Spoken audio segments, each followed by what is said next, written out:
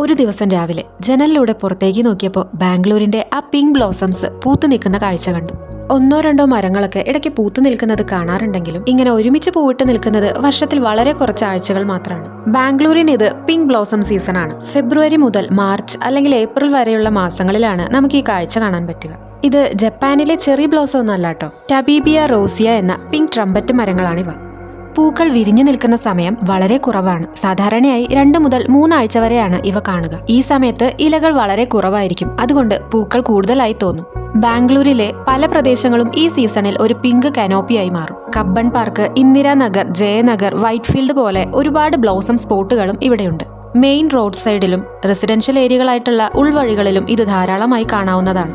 ബാംഗ്ലൂരിൽ pink blossom trees സ്വാഭാവികമായി ഉണ്ടായതല്ല. നഗരങ്ങളെ സുന്ദരമാക്കാൻ ബ്രിട്ടീഷ് കാലഘട്ടത്തിലും പിന്നീട് നഗരവികസന പദ്ധതികളിലും അലങ്കാര വൃക്ഷമായി ഇവ ഇന്ത്യയിൽ കൊണ്ടുവന്നതാണ്. ബാംഗ്ലൂരിന്റെ തണുത്ത കാലാവസ്ഥയും മിതമായ ചൂടും ഈ മരങ്ങൾക്ക് അനുയോജ്യമായതിനാൽ റോഡുകൾക്കരികിലും പാർക്കുകളിലും വൻതോതിൽ നട്ടുപിടിപ്പിച്ചു. പിന്നെ ഇവയുടെ പരിപാലനവും വളരെ എളുപ്പമാണ്. അധികം വെള്ളമൊന്നും ആവശ്യമില്ല ഈ മരങ്ങൾക്ക്. മധ്യ അമേരിക്കൻ രാജ്യങ്ങളിൽ നിന്ന് ഒറിജിനേറ്റ് ചെയ്തിട്ടുള്ള വൃക്ഷങ്ങളാണിവ. എന്നാൽ ഈ മരങ്ങൾ ഇന്ന് ബാംഗ്ലൂർ നഗരത്തിന്റെ ഐഡന്റിറ്റിയായി മാറിയിരിക്കുകയാണ്. കാറ്റ് വീശുമ്പോഴെല്ലാം പൂക്കൾ ഒരു പിങ്ക് മഴ പോലെ താഴേക്ക് വീഴുന്നു. അതൊരു മനോഹരമായ കാഴ്ച തന്നെയാണ്. ഈ ഒരു സീസണിൽ ബാംഗ്ലൂരിയൻസ് ട്രാഫിക്കും തിരക്കും എല്ലാം മറന്നുപോകും. എവിടേക്ക് നോക്കിയാലും പിങ്ക് വസന്തം. ട്രാഫിക്കിനിടയിൽ പോലും ഒരു നിമിഷം മുകളിലേക്ക് നോക്കുമ്പോൾ നഗരത്തിന്റെ തിരക്കിൽ മറഞ്ഞിരിക്കുന്ന ശാന്തവും സുന്ദരവുമായ ഒരു വശം കാണാം.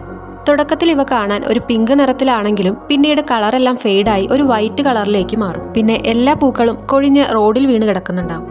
ഈ സമയത്ത് ബാംഗ്ലൂരിലേക്ക് വന്ന് ഈ കാഴ്ചകളൊക്കെ കാണുക എന്നുള്ളത് നല്ല എക്സ്പീരിയൻസ് ആയിരിക്കും. ബാംഗ്ലൂരിന്റെ ഈ പിങ്ക് സീസണെ കുറിച്ചുള്ള നിങ്ങളുടെ അഭിപ്രായം എന്താണെന്നുള്ളത് കമന്റ് ചെയ്യാൻ മറക്കരുത്. മറ്റൊരു ട്രാവൽ സ്റ്റോറിയുമായി നമുക്ക് വീണ്ടും കാണാം.